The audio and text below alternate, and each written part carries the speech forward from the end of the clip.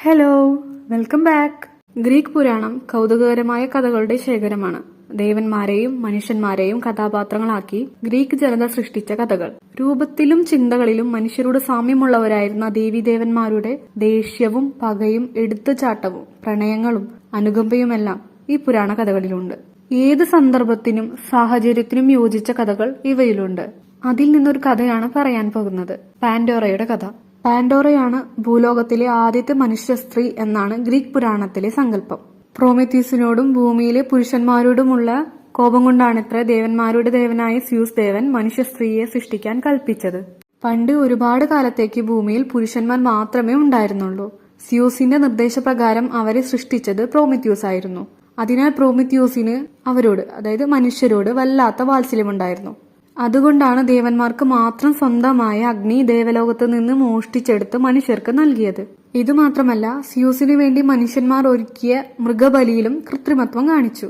ഇതിലെല്ലാം കോപം വന്ന സ്യൂസ് പ്രോമെത്യൂസിനോടും പുരുഷന്മാരോടും പ്രതികാരം ചെയ്യാൻ തീരുമാനിച്ചു. കോക്കസ് മലനിരകളിൽ എവിടെയോ ഒരു പാറക്കെട്ടിൽ പ്രോമെത്യൂസ് തളച്ചിടപ്പെട്ടു.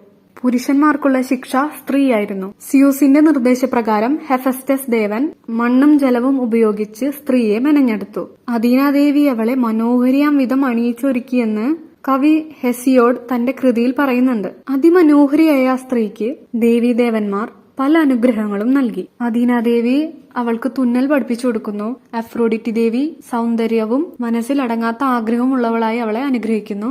ഹെർമിസ് ദേവൻ സംസാരശേഷിയും വാക്കുകളും അവൾക്ക് സമ്മാനമായി നൽകുന്നു. ഹേരാദേവി അവൾക്ക് ആകാംക്ഷയാണ് സമ്മാനമായി നൽകുന്നത്. ഏറ്റവും ഒടുവിൽ സ്യൂസ് ദേവൻ ഒരിക്കലും തുറക്കരുതെന്ന് പറഞ്ഞ് ഒരു ജാറും സമ്മാനിക്കുന്നു. അവസാനം ഹെർമിസ് ദേവൻ അവൾക്ക് ഒരു പേരും നൽകി, പാൻഡോറ.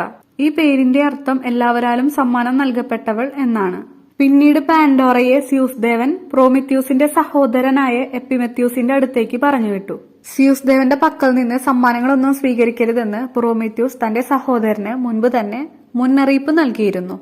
അത് ഓർക്കാൻ കഴിയുന്നതിന് മുൻപേ എപ്പിമെത്യൂസ് പാൻഡോറയെ സ്വീകരിക്കുന്നു. അങ്ങനെ അവർ ഒരുമിച്ച് ജീവിച്ചു തുടങ്ങുന്നു. ഒരു ദിവസം ജാറിനുള്ളിൽ എന്താണെന്ന് അറിയാനുള്ള ആകാംക്ഷ അടക്കാനാവാതെ പാൻഡോറ ആ ജാർ തുറക്കുന്നു. അതോടെ ജാറിൽ നിന്നും ദുഃഖവും രോഗങ്ങളും അത്യാഗ്രഹവും യുദ്ധവും ഭ്രാന്തും വാർദ്ധക്യവും മരണവുമെല്ലാം പുറത്തേക്ക് വന്നു. എന്നാൽ പ്രതീക്ഷ പുറത്തു കടക്കുന്നതിന് മുൻപേ പാൻഡോറ ആ ജാർ അടച്ചു.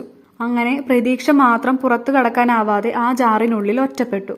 അങ്ങനെയാണത്രേ ഭൂമിയിൽ ഇന്ന് മനുഷ്യർ അനുഭവിക്കുന്ന ക്ലേശങ്ങളെല്ലാം വന്നത്. അതുകൊണ്ടാണ് നമ്മൾക്ക് ഒട്ടും പ്രതീക്ഷിക്കാത്ത പ്രശ്നങ്ങളെ സൃഷ്ടിക്കുന്ന കാര്യങ്ങളെ സൂചിപ്പിക്കാനായി പാൻഡോറയുടെ പെട്ടി എന്ന വിശേഷണം ഉപയോഗിക്കുന്നത്. ഹെസിയോഡിന്റെ കൃതിയിൽ ജാർ എന്നാണ് വിശേഷിപ്പിക്കുന്നത്. ലാറ്റിനിലേക്കുള്ള മൊഴിമാറ്റത്തിൽ പറ്റിയ ചെറിയൊരു പിഴവ് മൂലമാണ് അത് പെട്ടിയായി മാറിയത്. അങ്ങനെയാണത് പാൻഡോറയുടെ പെട്ടിയായി മാറുന്നത്. പാൻഡോറയ്ക്കും എപ്പിമെത്യൂസിനും കൂടി ഒരു മകൾ ജനിക്കുന്നുണ്ട്. പൈറ എന്നാണ് അവളുടെ പേര്. കഥ എല്ലാവർക്കും ഇഷ്ടമായെന്ന് കരുതുന്നു. Okay, by.